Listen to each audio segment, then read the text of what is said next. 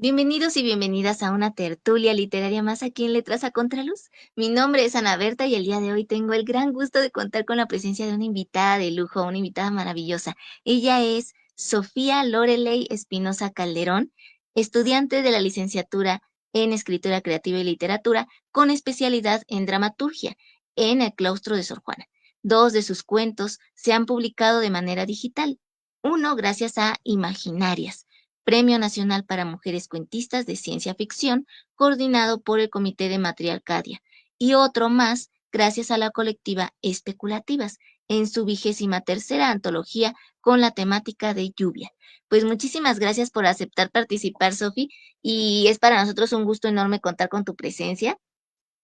Son las voces que están ahorita surgiendo y que sin duda alguna van a marcar la literatura de una manera favorable en un futuro muy próximo y ya lo están empezando a hacer. Entonces me gustaría que iniciáramos con esta lectura en voz alta que nos tienes preparada para hoy. Sofi, la primera lectura de tres.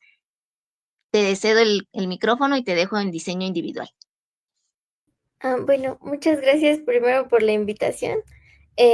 Bueno, el texto que traje es el que ah, publiqué gracias a Especulativas. Es una microficción, es un cuento muy breve y fue publicado en su antología de lluvia. Entonces se llama Bajo la lluvia, un cuento, y dice, bajo la lluvia mi madre gritó. Mi abuela dijo que bajo el agua no podemos respirar y me pregunté, ¿por qué quiero saltar? Mi hermana musitó, ¿por qué corremos mientras nos tomábamos de la mano a través del bosque? Bajo la lluvia mi madre aullaba. Nos revolcábamos en humedad y palabras truncas que nos ataban al suelo. Nuestros cuerpos doloridos pedían misericordia. Mi hermana no para de gritar. Bajo la lluvia mi madre llora. Mi hermana no suelta mi mano. Mi abuela ya no está. Se la comió el bosque, se la tragó el agua, se la llevó el viento. Una tormenta como la de anoche no se repite. Una tormenta como la que pasamos juntas no se olvida. Aullamos entre nosotras, se colapsan los suaves universos que nos daban cobijo. Grandes verbos caen a pedazos sobre nosotras y la más fuerte ha desaparecido. ¿Sientes la soledad? ¿Aún sientes mi mano sobre la tuya? Bajo la lluvia perdimos a mi madre. Se perdió entre las copas de los árboles. La lluvia caía, dos niñas aullaban, una mujer reía inconsolable. Yo las vi de lejos, las vi desde el estanque, las vi desde sus ojos. Bajo la lluvia nos quedamos solas. Bajo la lluvia mi madre cesó su llanto. Bajo la lluvia mi hermana se quedó dormida sobre mi hombro. Bajo la lluvia me hundí en el agua y bajo el agua no podemos estar juntas. Sal, hermana, sal, me grité en sueños. Vuelve a dormir, le dije. Y ya. Extraordinario. Un magnífico inicio, Sofi. Escribes bastante bien. Qué maravilla. Em, Mis respetos. Muy, muy bueno. Aparte todo lo metafórico, todo lo que está simbolizando y las imágenes en las que nos vas sumergiendo en ese bosque, en esa agua, en esa lluvia. Me gustaría que empezáramos entonces por allí, Sofi. ¿Qué significa para ti la literatura y por qué la minificción? ¿Qué es lo que encuentras en este em, modo de escritura que a lo mejor el cuento o la novela o el ensayo no tienen? Te cedo la palabra. Gracias. Bueno, pues la literatura para mí es como, ay, no sé, es todo. O sea, siempre ha estado como conmigo, sobre todo en momentos como muy complejos, o sea, tanto leída como escrita, siempre como que me gustó escribir, como no solo para como comprender lo que sentía, sino porque no encontraba como otra manera de expresarlo. Em, Generalmente no soy muy buena como con la palabra, hablada, me cuesta bastante trabajo a veces como verbalizar estas emociones y estos como lugares mentales. Entonces, la literatura me ayudó mucho como tanto presentándomelos cuando los leía, como permitiéndome, pues, pues sí, como darles palabra a los míos. Em, y pues, la verdad a mí lo que más me gustaba escribir antes de entrar a la carrera era novela, porque es que no sé, siento que tiene algo la novela que como que nos atrapa en esas historias como muy largas, em, y que pueden tener como igual muchos momentos y muchas, cosas que nos remiten a nuestros sentimientos y a nuestros lugares mentales. Pero no sé, o sea, un día empecé a como a probar, escribir cosas un poco más cortas, como más concisas, y vi que era como muy satisfactorio tener como una pieza, eh, pues, más o menos bien lograda, o que le gustara a los demás, o que me gustara a mí, y pues era como más fácil y más satisfactorio hacerlo como en menos palabras, porque a veces siento que de pronto como que, o sea, sí hay literatura muy extensa, que de pronto nos puede como incluso llevar como a un hartazgo muy, pues, muy peculiar, porque es que no sé, o sea, ha habido como literatura que ya digo: "Ya, ya, por favor", pero no puedes dejar de leerla, y eso siento que es como muy mágico, sobre todo de la novela, pero siento que la minificción también tiene algo como muy, ay, como muy especial, o sea, como que engloba mundos muy grandes en palabras muy concisas y muy, pues, claras, y eso me gusta mucho, como que sea como muy claro de entender, y que haya como también tantos como espacios vacíos en ella, se me hace muy maravilloso porque, pues, cada lectura nos da un mundo distinto, ¿no? Y creo que eso es como lo que permite la minificción. Mejor no lo hubieras podido decir, Sofi, muy, muy bien expresado, descrito, y eso ya nos adentra también a el poder que tiene la minificción, en donde en esas pocas palabras nosotros podemos crear un sinfín de universos porque justamente en esos espacios vacíos es donde el lector tiene también que poner de su parte, de sus lecturas, de su bagaje, de la vida misma para irlos llenando.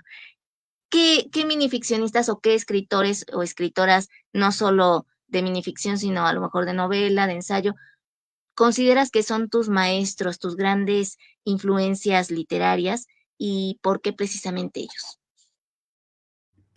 Pues, la verdad de minificción solo conozco a Monterroso, que es como el es señor minificción, este, pero en general, o sea, a mis autores, o sea, ay no, los amo. Um, es que a mí me gusta mucho como, pues, toda la literatura, entonces me gusta mucho, pues, Emily Dickinson por la parte como de la poesía, Virginia Woolf, a ella la amo muchísimo, o sea, ella es como, no sé, es mi madre literaria, yo la amo mucho. Cristina Rivera Garza, em, Samuel Beckett, a él lo quiero mucho como por esta parte de la dramaturgia. Em, y pues sí, serían ellos. Bueno, de Virginia es como un amor muy chistoso porque, siempre que me siento como mal o algo así, llega un libro de ella y me dice cosas. Entonces, pues sí la quiero mucho. De Samuel Beckett, no sé, yo me identifico mucho con él por justo como por esta parte de dramaturgia que me gusta mucho, pero porque igual, o sea, generalmente como que en la dramaturgia, tengo algunos problemas porque yo escribo con un lenguaje muy como lo que acabo de leer, y no a todos les parece como tan bueno para un dramaturgo eso. Pero luego, o sea, aunque no escribo como él, claro, pues sí me identifico en esta parte de que mucha gente le decía como: "Es que no se le entiende". Entonces digo: "Bueno, tal vez si no se le entiende también está bien". Em, eh, y pues sí, creo que serían ellos. Bueno, Cristina Rivera Garza, me encanta cómo juega con el lenguaje. O sea, siento que es como lo o sea, como una cosa muy importante que puedo rescatar de ella, que es que conoce tan bien al lenguaje que puede jugarlo sin transgredir como las normas. O sea, nadie le puede decir a Cristina Rivera Garza que esté escribiendo como mal, más bien uno es el que luego no comprende cómo está escribiendo. Entonces, me gustan mucho como los juegos del lenguaje, o sea, las repeticiones que hace, em, los juegos con las comas, con los signos de puntuación también son como maravillosos. Y pues sí, creo que serían como ellas. todas ellas y Samuel. Excelente. Ahora, ya que nos estás hablando un poco de la dramaturgia, ¿qué es lo que más te fascina de escribir un texto dramatúrgico? Y em, ¿cuáles son esos elementos en los que uno debe de prestar muchísima atención que no se le deben de escapar a la hora de dedicarse a la dramaturgia? Pues de los elementos yo diría que todo lo que es como, mm, el área técnica, honestamente a mí me cuesta mucho trabajo como pensar que se va a poner en escena y a veces hago cosas que justo por eso de pronto me comentan como: "¿Y crees que esto sí se pueda poner en escena?". O me han dicho como, bueno, eso ya será problema del director, ¿no? Pero sí creo que esa área técnica es como algo que se nos olvida muchas veces como literatos, porque, pues, es que tú escribes porque, pues, existe tu mundo en el lenguaje, ¿no? Pero ya cuando lo trasladas a la parte como viva, em, pues sí es como muy muy diferente, o sea, em, pues sí, o sea, es muy complejo también para, o sea, se tiene que pensar qué van a hacer los actores, cómo va a ser como el espacio, si lo que estás pensando sí se puede realizar o si es más teatro para leer. Em, y pues de lo que más me gusta del teatro es que no sé, justo, como de unos meses para acá me he estado preguntando eso mismo, o sea, ¿qué es como lo que hace al teatro algo que yo amo tanto? Y justo, o sea, pues, las personas que me conocen, me han escuchado decir mucho esta frase como de que es que yo amo al teatro, pero él no me ama a mí. O sea, siento que es como un amor unilateral, porque no sé por qué lo amo. Y y generalmente como que en la escritura y en las lecturas siempre como que hay algo que no me deja como conectar al 100% con el teatro que se hace como ahora y también con el teatro como anterior. Entonces, sí tenemos una relación un poco extraña, pero yo diría que es como, o sea, como esta palabra hecha movimiento, como toda la vida que encierra la palabra en el teatro es lo que hace que me haya enamorado tanto de él. Sí. Es importante esto que dices, Sofi, porque muchas veces así vamos encontrando también nuestro estilo y la forma en que podemos romper con ciertas estructuras. No te debes de casar con un teatro antiguo ni con un teatro postmoderno, sino crear tu propio teatro. Eso creo que a lo mejor por allí va el camino, pero tú ya lo irás descubriendo con tu propia voz. Em, ¿Qué es lo que te resulta ahora más extraordinario del cuento y de la ciencia ficción? ¿Qué encuentras en la ciencia ficción? Pues, honestamente, antes de escribir el primer cuento que hice de ciencia ficción, que justo fue el que metí al concurso de Imaginarias, yo no era como muy afín a la ciencia ficción, me parecía como, bueno, la verdad tenía como un sesgo muy muy grande, o sea, no conocía de ciencia ficción, me parecía como, pues, sí, claro, o sea, son aliens, son pandemias extrañas, todo ese tipo de cosas, o sea, como que lo minimizaba bastante. Y entonces un día me dijeron como: "Oye, va a estar como este concurso, em, puedes meterte, o sea, tú escribes cuento". Y yo de: "Bueno". Y la verdad es que fue un trabajo muy complejo, o sea, como hacer toda la metáfora y trasladarla como, pues, a algo que pudiera ser ciencia ficción fue muy complejo. Sí me arrepentí mucho de como mis comentarios anteriores, dije: "No, no, o sea, la ciencia ficción sí es muy compleja", y justamente porque no se vale como tanto de nuestro mundo como real, como del mundo inmediato que tenemos, sino que se vale, pues, tanto de la tecnología, de otros mundos, de otras situaciones que pueden como llegar a pasar y generan distopías o utopías como muy complejas. Entonces, en ese momento fue, o sea, después de hacer como ese primer cuento, fue que me enamoré de la ciencia ficción, porque, bueno, por parte del concurso nos regalaron algunos libros y no sé, me fascinaron. Creo que nunca había leído ciencia ficción escrita por mujeres y sí son mundos completamente distintos a los que tenemos como, em, pues como ya consagrados como ciencia ficción. Eh, otra de mis autoras justo favoritas es Manu Dornbierer, no sé pronunciarlo, pero ella nos habla como a través de el cuerpo de la mujer y de la vida de una mujer, el cómo se rompe todo esto a través de la ciencia ficción.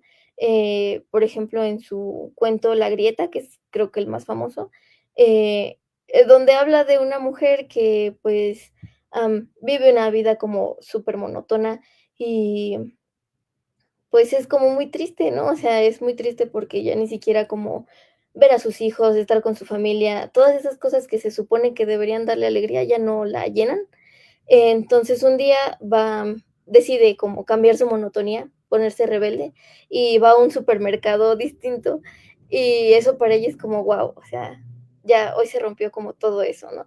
Y justo en ese momento se abre una grieta como en el espacio y la transporta a otro lugar donde tiene otra vida, trabaja, no tiene hijos, tiene un esposo como, que es como cirujano, pero toda esa gente es como muy distinta, se supone que es como, tienen la piel muy fría, tienen los ojos como, me parece que como amarillos naranjas, algo así, no recuerdo muy bien como esos aspectos, pero sí es gente como muy distinta y ellos la perciben distinta a ella porque, pues, tiene como el mismo aspecto.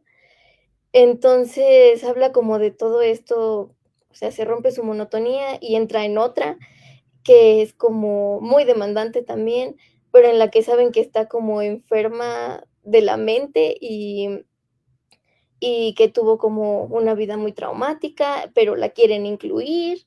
Entonces está muy es algo muy intenso, porque creo que ahí, pues, nos muestra 2 cosas muy importantes. Una, como, pues, sobre todo, pues, le da voz a estas mujeres que tienen y han tenido desde hace mucho tiempo, que dedicarse al hogar, pero lo hace a través de, bueno, ¿y qué pasaría si todo eso se rompe, no?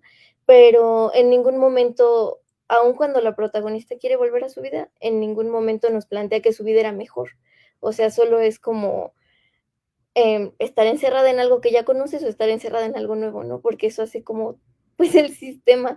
Entonces, pues sí, estas metáforas que vienen de la ciencia ficción siento que es como algo muy grande, o sea, no solo como este miedo latente que tenemos como seres humanos a que nos destruyan o a que alguien venga como a quitarnos lo que ya conocemos, sino como en nuestras individualidades y en las diferentes como violencias y situaciones desafortunadas que vivimos como personas.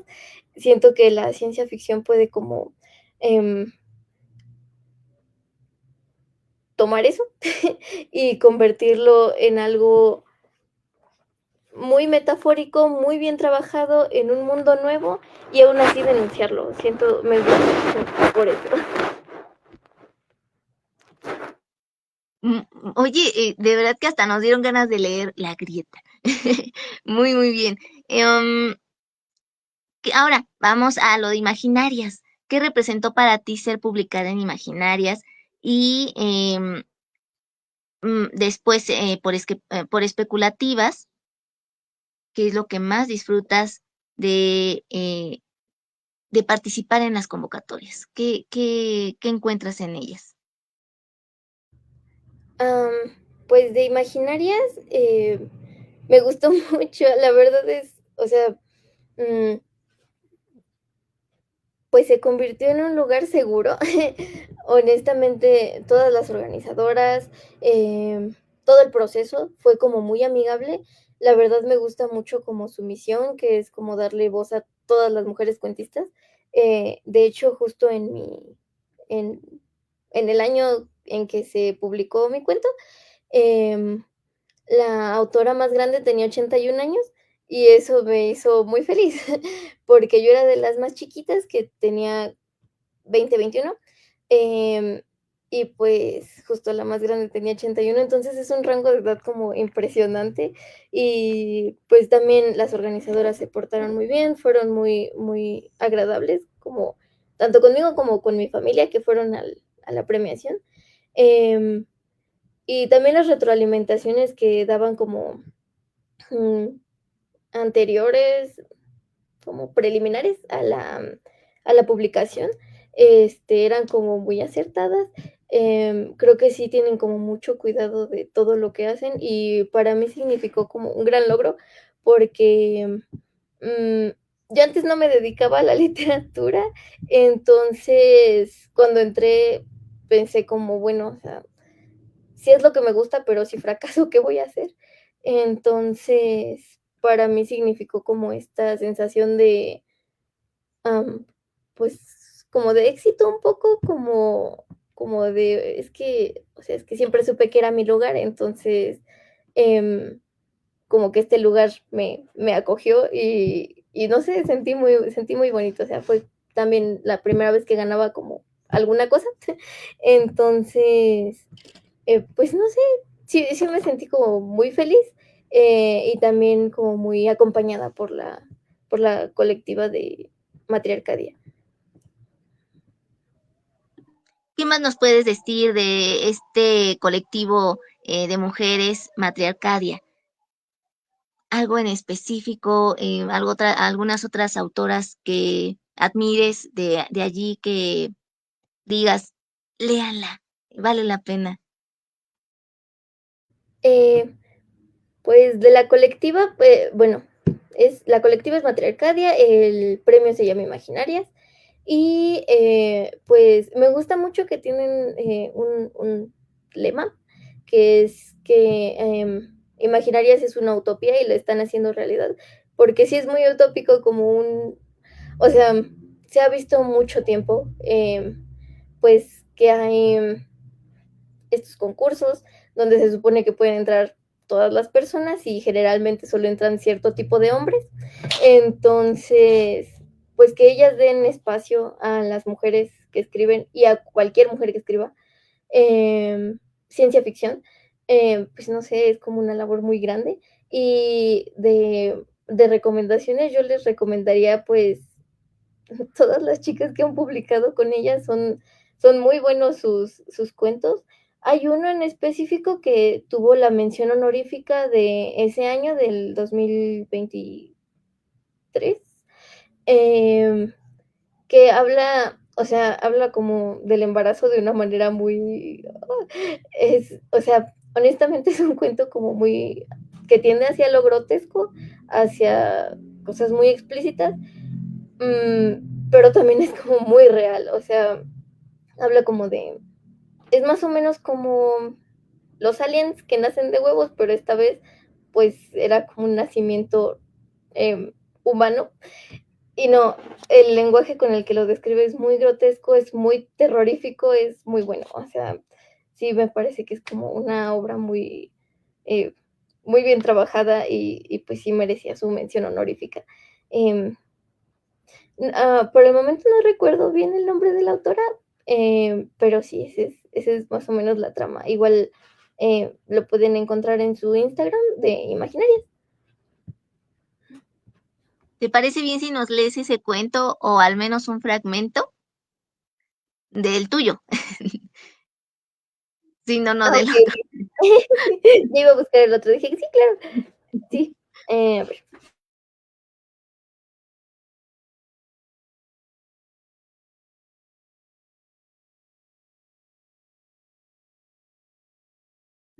sí. Bueno, les voy a leer como una partecita ya hacia el final. Em, y bueno, bueno, como para darles contexto, se trata como de unas cabinas que se hicieron, pues, se suponía como para ataques de ansiedad, pero luego comenzaron a utilizarlas para propósitos como más sexuales, como principalmente como ver a mujeres, encapsuladas. Entonces, esta chica, que es la voz narrativa, está contando a otra persona, qué es lo que pasó, pero se entrelazan como la plática con esta persona y un flujo de conciencia acerca de lo que sucedió. Entonces, sí. Dice, a menudo me pregunto si lo que te hace un asesino es matar a alguien, ya sea por accidente como yo lo hice o a propósito como él dijo que haría conmigo. ¿Qué es en realidad lo que te hace ser humano? ¿Acaso nacer, vivir, ser ciudadana? Nunca tuve una respuesta. Tal vez porque ni siquiera soy humana. ¿Lo soy? Tal vez nací de alguna bestia que me dejó a la suerte, tal vez me diseñaron con el fin de dar placer, escuchar a otros y callar, darles a todos esos hombres un momento de mi vida para hacer lo que se les antoje, dejar que me miren, me hablen y toquen el vidrio pensando que me tocan a mí. Lo único que recuerdo fue que desperté y estaba en la cabina. A partir de ahí mi vida se volvió un incesante dolor que me punza desde la base de la columna hasta el cabello, en todas y cada una de sus terminales nerviosas. Yo iba, es mi frase favorita. Porque puedes imaginar todo lo que quieras, aunque estés adentro de la cabina. Yo iba a ser feliz, qué frase, cuánto poder, cuánto dolor, encerrado como yo, en un yo iba que nunca fue. Los sábados, cuando salgo en mi descanso forzado, voy a mi apartamento. No tiene muebles, no me quiero encariñar de nada. Sé que si salgo a la ventana cruzaré la línea permitida y el collar de castigo cumplirá su función. Un día salí con la esperanza de acabar por fin, pero no lo traía puesto. Tal vez como un reflejo o un acto premeditado de mi subconsciente me lo quité, y por ese instante de libertad, juro que no sentí más que el viento entre las manos, tantas ganas de llorar que me carcomían el cerebro y el palpitar del cuerpo que no sabía que tenía aún, pero no lloré, no perdí la calma, no pude, no hice nada. Quería lanzarme del balcón para sentir algo, pero me detuve. Mi sensor del miedo es lo único que la cabina no ha matado, y por eso estoy aquí, mirando fijamente al techo, perdiéndome en el blanco de la lámpara, sintiendo cada uno de mis huesos relajarse porque es la primera vez en 20 años que me siento, y no creo poder levantarme otra vez. Las palpitaciones en mis muslos, los oídos que me zumban, las palabras de la gente, los colores que desprendo y los que estoy por ver. Todo es fascinante, ¿me puedo quedar aquí? Realmente no tengo a quién llamar, pero solo estoy pensando tonterías. ¿Cómo le cederían una palabra a alguien como yo? Ni siquiera tengo derecho a eso, ni siquiera a guardar silencio, y como no lo tengo, voy a hablar. ¿Cuándo comenzó oficial? ¿Cuándo comenzó? Oficial, esto comenzó el día que nos convertimos en objetos, vueltas sirvientas encargadas del placer de otro y perdimos nuestra humanidad por ese mundo desgraciado que nos la arrebata una y otra vez, noche tras noche, escondidas por el neón de las luces, brillando relucientes dentro de las cabinas para mantenernos alejadas de quienes por objeto nos desean. Le digo que yo no quería romper el vidrio, no, tampoco estaba ebria. ¿No sabe las condiciones en las que trabajamos? No nos permiten tomar agua, imagínese alcohol. No consumo drogas, estoy limpia. ¿No vio los resultados del antidoping? Sí, estoy lista para dar mi declaración. Era lunes, lo sé porque tomé el transporte. Sí, me desagrada porque al subir a esa cosa una nunca sabe si va a llegar a su destino. No, los demás días no tomo transporte y no, tampoco me lleva nadie ni tengo auto. Oficial, no tiene idea de cómo es la vida de una piropera, ¿verdad? Estamos recluidas en nuestras cabinas, una junto a la otra. 6 días a la semana, 24 horas. Somos las que hacen este maldito país girar y nadie nos tiene una sola consideración. La intravenosa que mencioné, así es como nos alimentan. Nos meten suero por las venas para no deshidratarnos, pero sobre todo para no dejar de trabajar. Los hombres, los pobres, pobres hombres que compran nuestros servicios, no pueden esperar a que tengamos necesidades fisiológicas, mucho menos derechos laborales. Sus problemas son más importantes. Es la pregunta del millón oficial. ¿Por qué no solo dejas tu trabajo? Bueno, no creo que a usted le guste tomar declaraciones, eso se nota. ¿Por qué no lo deja usted entonces? Exacto. Todas las personas necesitamos comer, ¿no? Ah, pero si le dije que no comía, ¿verdad? Pues mire, me mato 6 días seguidos encerrada en una cabina de vidrio escuchando a cualquier idiota contarme lo mucho que le pesa la vida. Lo adulo, bailo para él y todo por algunas monedas virtuales la hora. ¿Para qué? Pues para pagar el apartamento que uso el día libre y el transporte que uso para ir y venir del trabajo. Además de impuestos, porque hasta nosotras los pagamos, obvio. Nadie nos quiere y somos unas cerdas que solo buscan dinero. Pero cuando se lo pagamos a Hacienda somos las mejores contribuyentes. ¿Agresiva? Entonces, ¿por qué hablo con la verdad soy agresiva? Es claro que usted tiene un buen empleo y salario, porque si viviera como lo hacemos nosotras no lo vería agresivo. Lo vería real, sentiría lo que siento, pero ¿cómo lo va a sentir si ni siquiera me cree, verdad? Bien, solo le diré lo que hice oficial. Ese día era lunes, creo, porque tomé el largo gusano de hierro y recuerdo que estaba sentada, escuchando a un sujeto hablar de cómo lo habían humillado sus amigos porque decían que era débil para ir a las cabinas, que ahí se necesita estómago y no sé qué más. Pero él no quería y se puso a llorar. Como ya estaba por terminar su tiempo, no lo consolé y la fila siguió avanzando. Lo sacó volando un marciano de 1,5 metros, sucio hasta la última parte de su cuerpo, uno que siempre iba a las cabinas a la misma hora el lunes. Entonces el marciano comenzó a insultarme y a hacer estos ruidos que hacen con las ventosas cuando las pegan al vidrio, pero ya sabe que esas cosas son sensoriales, ¿no? Entonces debería saber qué significa cuando las pegan y las separan del vidrio continuamente. Digo, en cualquier otra situación, con cualquier otra persona o ser vivo, eso se considera acoso, pero como es mi trabajo hacer sentir bien esta clase de clientes, no importa. En fin, yo había tenido un día muy pesado porque el gusano de hierro se trabó. Soy claustrofóbica y esas cosas tienen cabinas individuales. Irónico, ¿no? Entonces nos pusieron a buscar la estúpida válvula que se había fundido en una de las cápsulas y resultó ser la mía. Me bajaron y tuve que caminar. Cuando llegué a las cabinas me descontaron 1 hora. ¿Sabe cuánto dinero es eso? No, claro que no sabe. Es claro que me pagan al día, pero dicen que es solo 1 hora. Así que comencé a trabajar y estuve cliente tras cliente aguantando sus porquerías hasta que me harté. No, no fue ahí cuando rompí el vidrio. Lo que pasó es que cuando estaba con ese marciano pervertido, me dijo que se sentía muy solo y comencé a tranquilizarlo. Aún tenía tiempo pagado. Ese macho extraterrestre tenía dos de las cosas que no soporto en nadie. Una, enorme complejo de superioridad sobre la humanidad. Y dos, un complejo de salvador con las mujeres. Así que me dijo que estaba triste porque su planeta estaba en reestructuración y se quedó sin trabajo, pero que decidía gastar su dinero conmigo porque sabía que yo lo entendería y que solo yo podría hacerlo sentir mejor. Entonces me guiñó el ojo y restregó sus tentáculos en el vidrio una y otra vez. Lo dejé continuar hasta el momento en que no soporté más el ruido y le dije de la manera más amable posible: disculpe, señor, me incomoda un poco lo que está haciendo, ¿podría detenerse? Acto siguiente comenzó a insultarme. Dijo insultos fuera de los que conocemos, pero estoy segura de que son insultos porque los he escuchado otras veces. También dijo otras cosas que prefiero no repetir porque podría meterme en problemas. Después comenzó a restregar sus tentáculos y su dinero en la cabina. Dijo que yo solo estaba ahí por interés, no por hacerle bien a todos esos hombres humanos y seres masculinos que hacen girar al mundo, a todos los mundos. Dijo que eso me hacía una barata, una cualquiera, y finalmente me amenazó. Dijo que no quería encontrarme en la calle porque me haría daño. ¿Cómo que qué clase de daño? ¿De verdad importa? Dijo que me derretiría la cara. ¿Bien? ¿Feliz? ¿O le tengo que dar más detalles? ¿De verdad creen que soy yo la agresora, pero no es así? Sí, sí, continuó. De modo en que el tipo no dejaba de tirar veneno metafórica y literalmente, porque esas ventosas son tóxicas para las personas humanas. Continuó haciendo esa cosa con el vidrio y como si la violencia le pareciera excitante. Ahí fue cuando le dije: pues si te sientes muy chingón, ¿por qué no rompes el vidrio? Y me recargué en la pared a ver si lo hacía. Y bueno, más o menos de eso trata. Sí, bravo. Nos dejaste picados, Sofi, muy picados. Aparte de que tocas temas que hoy en día están muy vigentes y que deben de ser abordados, y precisamente la forma en como tú lo haces todavía le da ese, em, pues, ay, ¿cómo decirlo?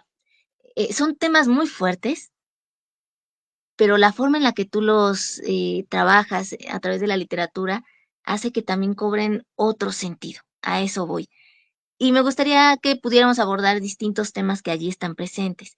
El primero, cuando la palabra no alcanza, cuando es tanta la violencia que se vive como mujeres, que nombrarlo ya está, eh, no llega a dimensionar todo lo que pudo haber vivido una víctima de violencia. Por otro lado, el ser tratado o tratada como objeto sexual, las que terminan siendo víctimas de la violencia de género. Entonces, todo esto me gustaría que lo pudieras, que pudieras profundizar más en ello, ¿no? Siempre es útil la palabra para todas las situaciones, para todas las circunstancias difíciles y crueles que hay en la vida. Esa es la primera. Y la segunda, ¿qué consideras tú que se debe de hacer para en verdad generar conciencia sobre la eliminación, la erradicación de la violencia de género? Am, ay, qué preguntas tan interesantes. Pues, a veces, justo como a mí me gusta mucho el lenguaje y siento que sirve mucho, pero específicamente para las violencias, sobre todo las violencias que sufrimos como mujeres, generalmente no alcanza porque no solo como porque no se puedan generar como estas, como estos usos del lenguaje que nos engloben, que nos den como cobijo también a nosotras, sino que no existen palabras suficientes para describir cierto tipo de cosas. Em, o sea, no sé, no existe como palabra suficiente para, o sea, como una sola palabra que englobe, por ejemplo, cuando alguien te ve y tú sabes que te está acosando, y justo como no existe una palabra, tampoco se le da como esa importancia.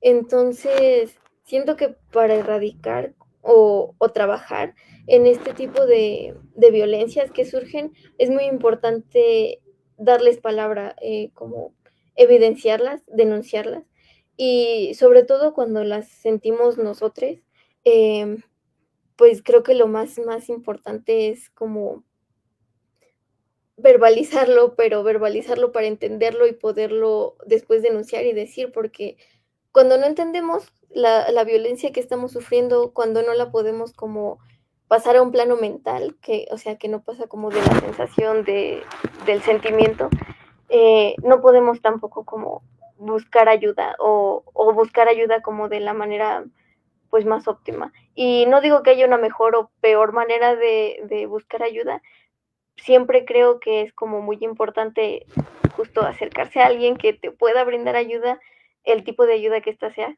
Em, pero siento que justo como el lenguaje de pronto nos limita un poco, em, no siempre nos dan la ayuda que necesitamos o la gente también tiene como mucha desinformación, existe mucha desinformación eh, en nuestro país y pues en el mundo, que nos lleva como a ser revictimizados una y otra vez. Y, y al final esas revictimizaciones no cuentan con nuestra palabra, con esto que entendemos que es como nuestro y que nos pasó a nosotros como personas y no sé, o sea, en vez de ser personas que sobrevivieron a una violencia, nos convierten en víctimas de algo o de alguien y eso puede ayudarles a estas mismas personas a tomar nuestros casos y explotarlos de manera comercial o ese tipo de cosas ya como más elevadas como en la situación del abuso y de la revictimización. Entonces creo que lo primero que habría que trabajar es como esta parte de la información. O sea, pues sí, informar sobre las violencias, qué son, cómo se perpetúan, cómo aparecen, ¿no? Muchas veces estamos muy cómodos, no sé, en relaciones, tanto de pareja como de amigos o familia, y dejamos que nos lastimen de formas como muy violentas que no entendemos como violencia y es justo porque no hay palabra para ese tipo de violencias. Entonces creo que lo primero que deberíamos hacer es como darle palabras a esas violencias y, y pues informar acerca de que existen, de que no estamos solos, o sea, en contra de esas violencias, que hay mucha gente que también las sufre y mucha gente dispuesta como a ayudar. Entonces creo que parte como de estos cuentos, de estos textos que engloban esos tipos de violencia, es como pues tratar de informar eso. O sea, para mí la literatura siempre te tiende la mano eh, y siempre te apoya como en la situación que estés pasando, ¿no? Entonces creo que parte como de ese apoyo es visibilizar las violencias, creo que es como lo más importante que podemos hacer también como escritores. Ahora, cuéntanos más del proceso de escritura de este cuento en específico. ¿Cómo nació? ¿Te basaste en alguna noticia, en alguna experiencia personal, de lo que has visto? ¿Cómo fuiste armando la historia? Am, pues la verdad el proceso fue muy chistoso. O sea, fue muy diferente a lo que pasa realmente en el cuento. Em, es que estuve pensando sobre la convocatoria, sobre qué entendía yo por ciencia ficción y cómo no iba a utilizar eso porque, repito, a mí me parecía como que eran cosas muy burdas. Creo que me había acercado como un lado no tan bueno de la ciencia ficción, no, no sé, pero sí era como cosa mía. Entonces, pues me empecé a plantear como qué era realmente la ciencia ficción y todo esto. Y recuerdo que un día vi como una caja de alguna paquetería, algo así. eh, y me pregunté, ¿y si vendieran personas en esas cajas? Entonces, justo mi mejor amiga, Nelly, que estuvo ayer aquí en las tertulias, eh, le dije como, ¿a ti te parece que esto sería ciencia ficción? Pero creo que estábamos en clase, entonces ella me dijo como, sí. Y yo, bueno, gracias, porque no tenía nada que ver con lo que estábamos viendo, pero ahí fue donde surgió la idea, como, primero fueron como personas en cajas, y después empecé a pensar como en estas películas en donde como del 1800 más o menos, o sea, películas que están como basadas en esos tiempos, eh, en las que pues aparecen estos lugares como burdeles en donde hay un espacio específico donde los hombres pueden como asomarse y hay una mujer desvistiéndose. Entonces tomé como esa idea y la idea de la caja y dije, bueno, una caja no puede ser, ¿no? Tal vez una caja de cristal, pero ya eso le quitaba lo ciencia ficción. Entonces se me ocurrió que podría ser como un, eh, pues un espacio como estas cápsulas criogénicas que a veces salen igual en las películas de ciencia ficción, pero pues que estuviera como estandarizado como un trabajo, que tuvieran como su día de descanso obligatorio, eh, su sueldo y ese tipo de cosas. Y pues también investigué bastante sobre todo lo que conlleva el trabajo sexual, porque no quería como ser irrespetuosa por esa parte, porque igual creo que pues para escribir sobre violencias que no has vivido, es muy importante investigar todo lo que puedas, porque justo no has vivido esas violencias, o sea, no sabes bien lo que se siente ni lo que sucede. E incluso como que la investigación, pues claro que tiene un sesgo, ¿no? Pero para hacerlo de la forma más, pues respetuosa posible, sí investigué bastante, o sea, no me fui nada más con mi idea de las cajas. Eh, y pues sí, ese fue más o menos como el proceso. Y otro punto que me pareció importante también de este fragmento que nos compartiste para que chequen y busquen esta antología y lo lean completo. Pero bueno, otro punto es las denuncias.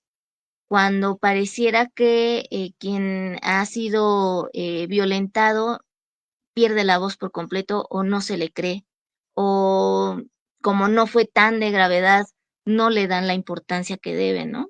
Parecía que hasta que no te maten completamente ya pueden ellos accionar al respecto. Entonces me gustaría también que hablaras de ese punto, que también está presente aquí, ¿no? El policía como con esa indiferencia y ese, em, pues de cierta manera, atosigamiento, ¿no?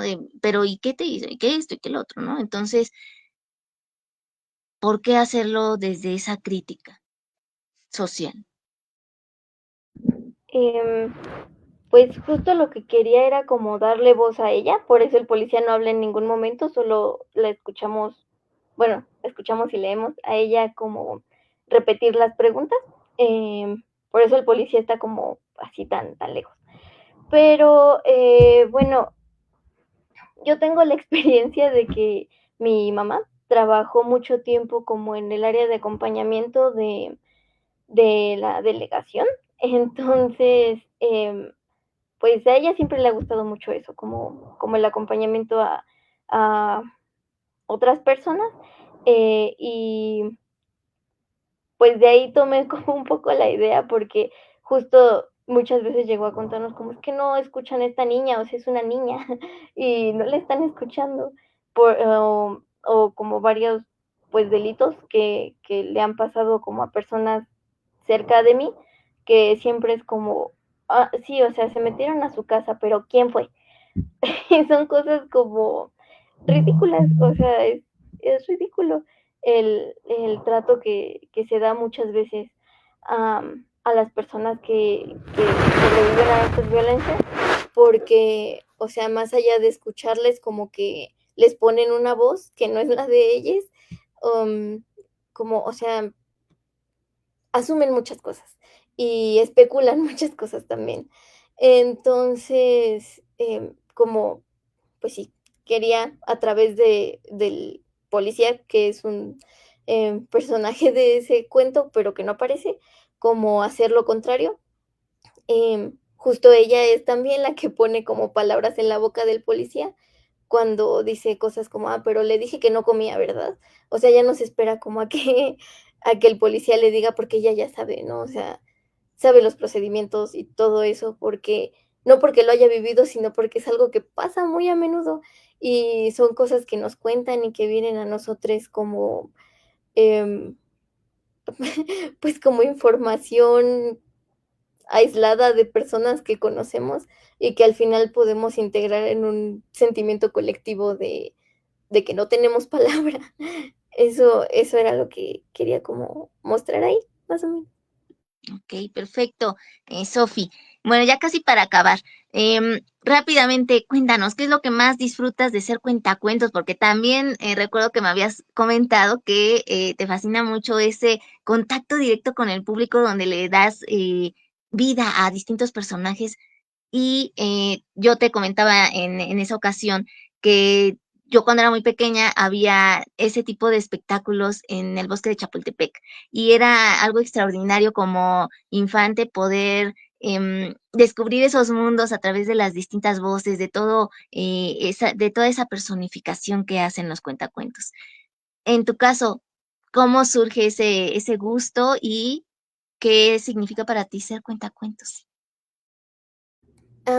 Pues a mí me gusta mucho. Nunca he participado en sí en un cuentacuentos, así ya como a nivel cuentacuentos con mucho público, pero me gusta mucho hacer como las lecturas dramatizadas y me gusta mucho el teatro, pero el cuentacuentos viene como de mucho antes, o sea, creo que el cuentacuentos fue para mí algo que me inspiró a como a seguir leyendo, o sea, si había personas que podían como hacer que esas letras tuvieran vida, yo podía hacer lo mismo, entonces me pareció como muy bonito, igual de niña, tuvo como un impacto muy fuerte porque a veces llevaban como cuentacuentos a mi escuela y ese tipo de cosas, em, y pues sí, me gustó muchísimo, o sea, me gustan los cuentacuentos como con personas que representan al cuento, pero también con marionetas. Me parece también que es como una forma muy bonita de acercar la literatura, sobre todo a las infancias, pero descubrí, o sea, justo en esos años descubrí que también a las personas como adultos mayores, sobre todo como los adultos mayores que son o fueron abuelitos de nuestra generación, em, porque ellos no, o sea, bueno, lo hablo como de mi experiencia, mi abuelita no tuvo como acceso a todo esto, ¿no? Ni a los juguetes, ni ese tipo de cosas. Entonces, cuando ven que alguien les presta juguetes, les enseña marionetas, también sienten como, pues, como ese cariño de niño emocionado que descubre mundos nuevos a través de cosas palpables, como son, pues, las personas, las marionetas, los teatritos. Entonces, sí, por eso me encanta muchísimo, em, todo, pues, toda la vida del cuentacuentos. También me parece como, no sé, también tengo como cierta afición por el circo, entonces me hace como una parte en donde la literatura y el circo como que se unen, y pues sí, me encanta, sí. Y ahora sí, ya para finalizar, 3 ejercicios de escritura que tú incluso emplees y que son efectivos. Pues a mí lo que más me gusta para hacer en mis escritos es describir y generar sensaciones. Entonces me valgo mucho de eso, o sea, hay veces que, no sé, o sea, tengo como un segundo en el que no estoy pensando como en otras cosas y me digo como, bueno, ¿y cómo se siente esta textura? ¿Y cómo se siente el aire? O así, ese tipo de cosas. O ¿O qué sientes cuando te pega el sol en la cara? Ese tipo de cosas me gusta muchísimo como darles palabra porque, pues, no existe justo lo que platicábamos, o sea, no existe una sola palabra que las englobe. Siempre son frases o son palabras ya muy rebuscadas a veces, o en desuso. Entonces, me gusta mucho como darles palabra a través de la metáfora. Em, y, o sea, pues sería eso. También me gusta a veces como, mm como solo dejar de pensar, eso me ayuda mucho como como para tener, como catalizadores para escribir, em, como creo que en el silencio muchas veces encuentro como mis temas, o justo en el silencio es cuando me vienen como frases que me gustan, em, y un tercero podría ser como de mis recuerdos, casi siempre, cuando escribo como narrativa, sobre todo, trato como de evocar recuerdos que me puedan ayudar, porque es que no sé, creo que tengo como mucho este sentido como de colectividad en mí.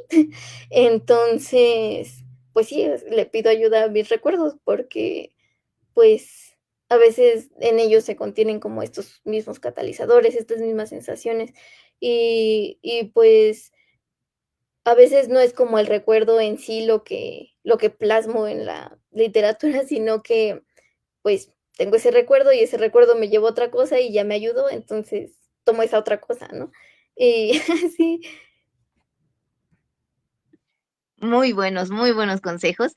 Y bueno, finalmente, tus redes sociales si las quieres compartir y próximos eventos en los que estés participando, que estén abiertos al público en general o algún proyecto que estés armando en individual o en colectiva para que nos hables de ello.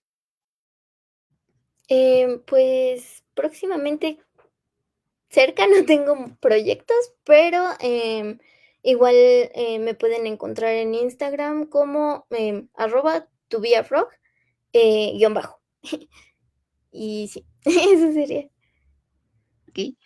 Bueno, pues te agradecemos muchísimo el tiempo que nos has dedicado el día de hoy, Sofi, lo que hoy nos has compartido desde el corazón y, por supuesto, los textos que son fascinantes. De verdad, eres muy buena escritora. Compártenos otro más para la despedida y el cierre. Ay, muchas gracias, y también muchas gracias por invitarme. Am, Les voy a compartir un cuento, es el penúltimo que escribí, justo lo escribí como durante este año, estos meses, e igual trata como de, pues, recuerdos y sensaciones. Em, ajá, también traté de juntar como esta afición por el circo que tengo, entonces también habla como de un payasito. Eh, y bueno, se llama El fondo del popote. Bueno, en esa época parecía que solo podía interesarme por una cosa a la vez, y una vez que me interesaba parecía no tener final. Fue hace mucho tiempo cuando me di cuenta de que esto era igual que un popote. Mi mente toda era igual a uno de esos alargados cilindros apuñalados por el medio. Incluso mi piel parecía la piel de un popote, blanca con rayas verdes verticales, gruesas como el pantalón de un payaso. Sentirme atraída por algo era usual. La gente a mi alrededor parecía convencida de que se me pasaría y, pronto, podría interesarme en todo lo que tiene la vida para ofrecer. No sucedió. La vida no me ofrecía todo lo que tenía, al parecer. Traté de creerlo también. Intenté creer que algún día vería todo eso. Más allá de mi nariz roja y abultada, con mis ojos como estrellas iba a descubrir todo, como si solo hubiera hecho falta tallarlos con mis manos. Pero no pasó nunca. Siempre, en cualquier momento, solo podía ver una cosa a la vez. Pronto comencé a preocupar a todos y todos se volvieron islas a mi alrededor, escolleras antinaufragios tratando de salvarme de eso, de aquello, de mí. Fue entonces que descubrí que era mi trabajo. Yo debía salvarlos a ellos, de esto, de aquello, de mí. Un día me levanté como si nada y comencé a actuar como si viera todo a la vez, como si, milagrosamente, la vida me hubiera abierto las manos y con los ojos llenos de estrellas lo hubiera visto por fin.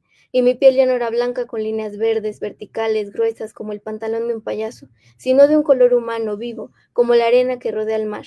Y pude mantener esa vida durante mucho tiempo, sí, mucho, mucho. No puedo decir que sufrí. Haber dejado de ser yo era reconfortante. Incluso me sentía con esa vida que mi piel indicaba tener. Aunque esto no duró tanto como la mentira. Logré convertirme en alguien más. Mi nariz ya no era roja y tenía un tamaño bastante promedio. Mi piel, ahora arenosa, no podía competir con la rojez de mis ojos nuevos. Y el interés por las cosas había desaparecido casi por completo. Me sentía plena, con una vida nueva sin ninguna posibilidad que asustara a nadie. Sin esperanza y sin sueños, podía ser parte de algo, de ellos, de todo. Lo creí. Por un tiempo de verdad lo creí. Y entonces sucedió otra cosa. Algo que no puedo recordar del todo porque fue como una lámina de brillantina en mi antiguo rostro, cubierto de blanco y verde. En ese momento, la arena se humedeció y comenzó a endurecerse en un solo, pesado y compacto rostro que al poco tiempo cayó a pedazos. Solo eso bastó para dispersar miles de granos de arena y convertirlos en algo pastoso que subyacía a esa piel nueva. Un brillo solamente, como el brillo del sol, de la diamantina a bocanadas, como ella, que se impregnó por siempre sobre mí.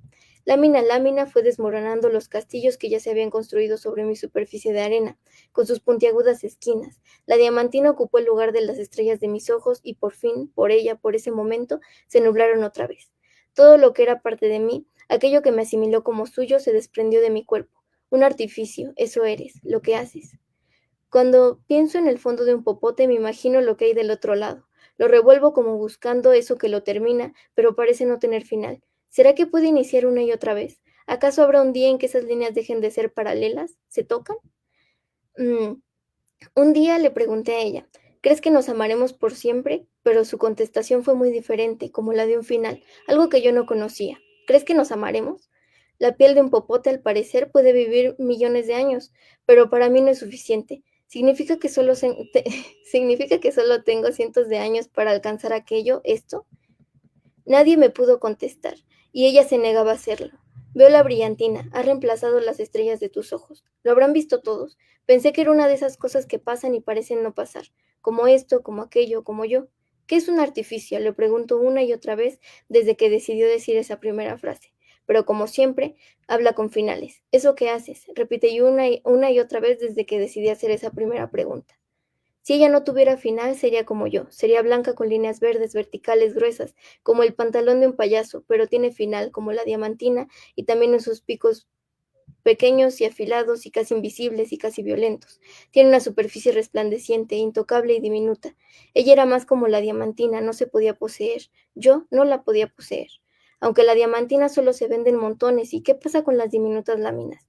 Ninguna es como la otra y siempre las amontonan como si fueran una, como si se pertenecieran.